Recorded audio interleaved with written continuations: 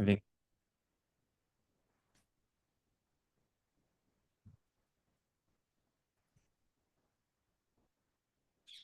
You guys see my slides properly? Yes, Great, excellent. And you can hear me? very well. Amazing. So again, I am Arishay. I am one of the PPI coordinators at the Ziauddin University in Karachi, Pakistan. And today I will just be going over how we devised a methodology to evaluate the engagement within our group. So the reason that we did this is that public involvement in low and middle income countries usually occurs in the planning phase, unlike in some high income settings where it is more common in execution. So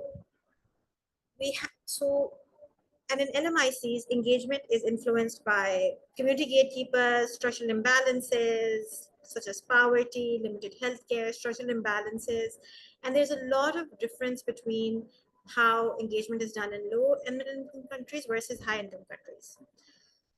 Definitive recommendations on PPI, while there are a few from high income countries, there are not a lot in low and income countries. So we did not know if the work that we were doing or if what we were doing was effective or at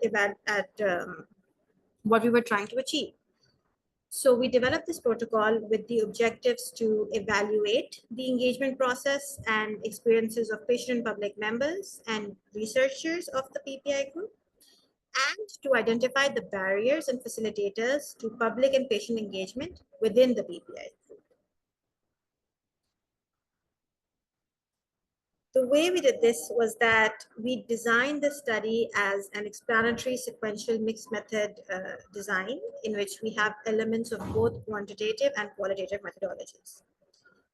So we undertook a participatory action research, and the study was co-designed by the PPI group, and one of the co-PIs of the study is also a PPIE member.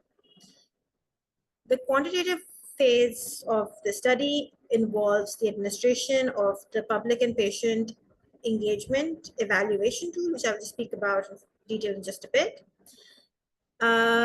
which was administered to coordinators, group members, and senior leads.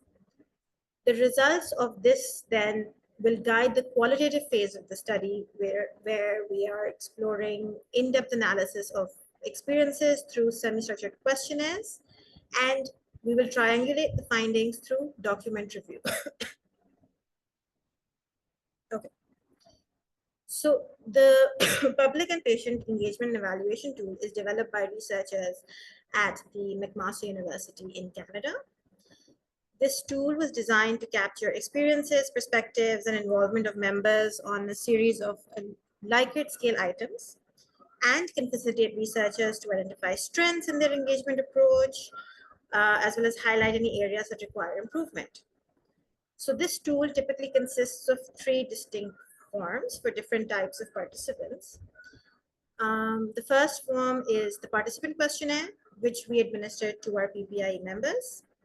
One is the project questionnaire, which we shared with our PPI coordinators. And the third one is the organization questionnaire, which was completed by the senior leads of the institution that helped bring the project into the institution. We basically capture things like about like age and like their experiences and their input and how they felt during the process and how we can improve it. Okay. Then we come to the semi-structured questionnaires. So after the completion of the semi-structured questionnaires, we invited all participants who consented to discuss for about 30 to 40 minutes again, we had interviews lasting about 30 to 40 minutes in which we explored their experiences in depth. The guide for the PPI members and the coordinators was based on the PEIR framework, which is the Patient Engagement and Involvement in Research framework. And while we were coming to this conclusion, we saw a lot of engagement frameworks that were listed on the Center of Excellence on Partnership with Patients and the Public, so CEPPP. But the reason that we selected this particular framework as a basis for our study was because it aligned most closely with our study objectives. It has been used quite frequently. It is feasible. It's not an extremely long or difficult to understand framework, and because of the scientific integrity. However, because our senior leads do not have direct engagement with the PPIE members, for them we use the PPEET tool itself as a guiding framework for the semi-structured interviews.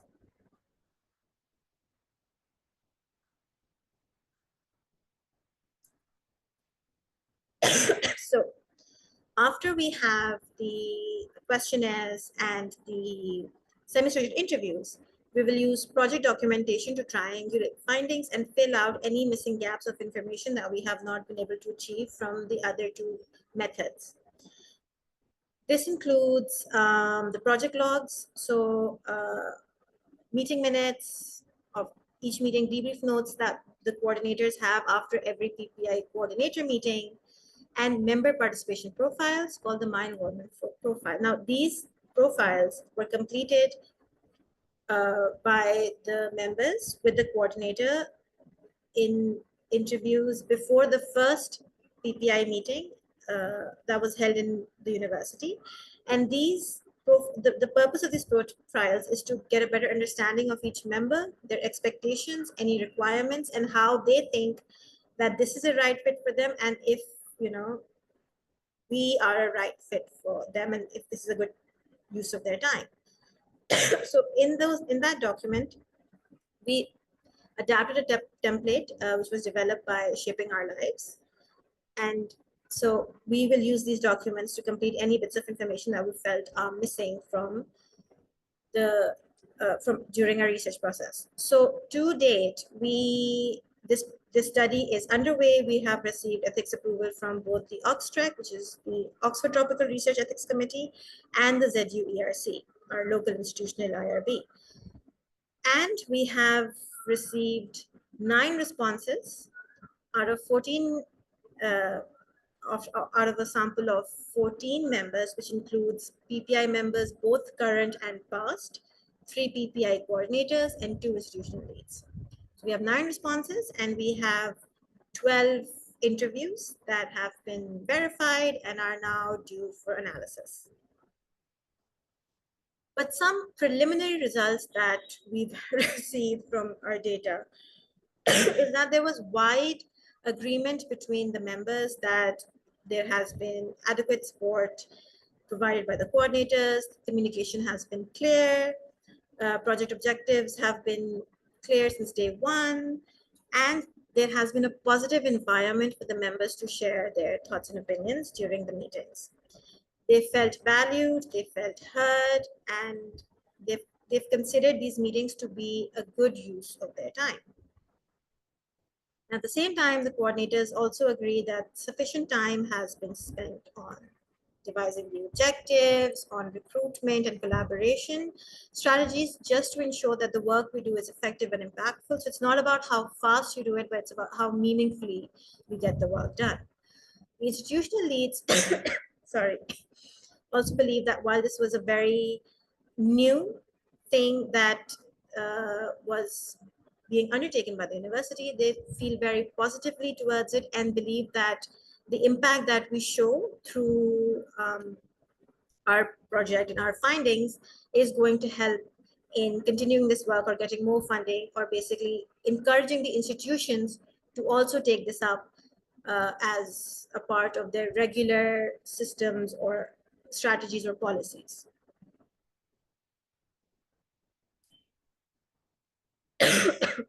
During the semi-structured interviews, the main thing that we noticed that a lot of people spoke about, especially the members, was that there needs to be more diversity within the group. So currently our group consists of carers, surrogate decision makers, and members of the community.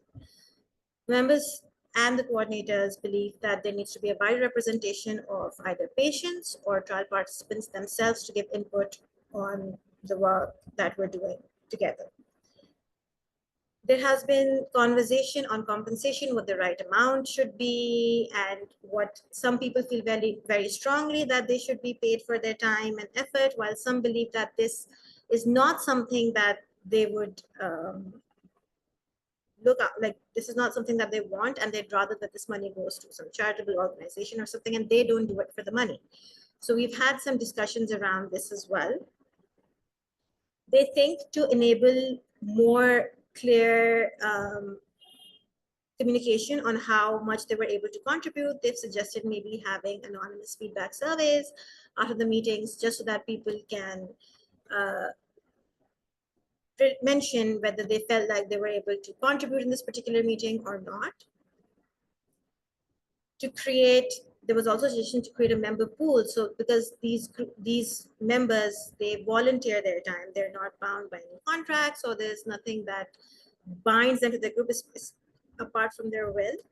So if there is a member pool, they said then if there's a larger group of people, even if we aim for 10, but we have about, let's say 15 people or some or so who are interested in doing this work, so everybody can pick and choose the project they want to do on, they can opt out of certain projects, just so it gives us some space and give them space to do what they really want to invest their time in.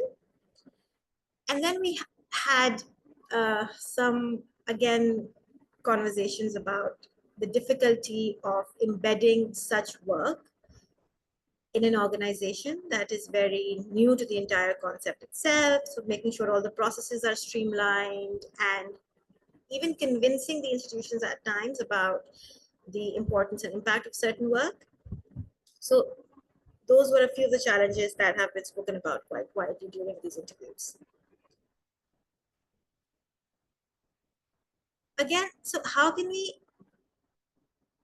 evaluate the impacts? All of this has been about how the group has been engaging amongst themselves.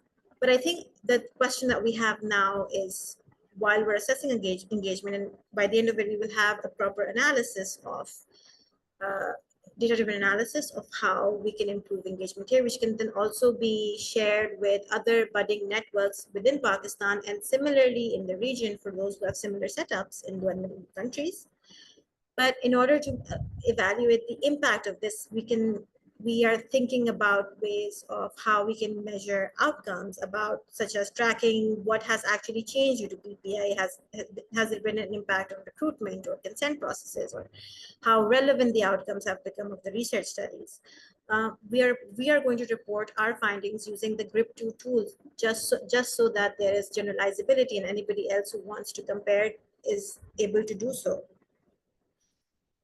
We'd also think about getting participant views on their feedback from trial participants, patients, researchers, to ask them if they felt heard, and if not, how we can do to improve that in the longer term.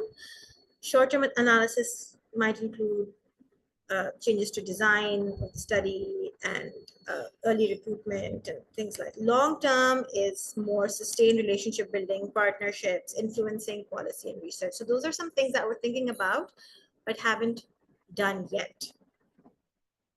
But I think the one thing that we've learned through this entire process is that engagement is it needs to be built in from the start of the study, and members or the public needs to feel like they've been involved in the entire process and only take on where they can actually impact. Because when you show them a result, especially if you take on low-hanging fruit, it gives them a lot of motivation to continue the work that they're doing currently. So I will stop there. If there are any questions, I'm more than happy to address them.